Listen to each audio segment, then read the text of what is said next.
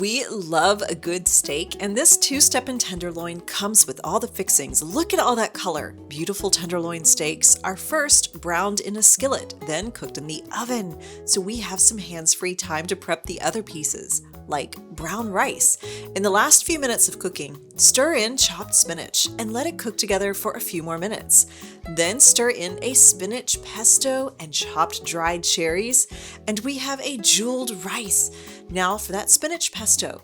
Process fresh spinach, chopped garlic, Parmesan cheese, and sliced almonds into a paste, and add a little water and olive oil to thin it out. The steak should be out of the oven by now, and it gets a few minutes of rest under some foil so it stays tender and juicy.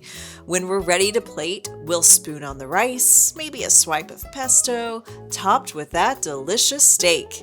Give some texture with more almonds, and share it with someone you love.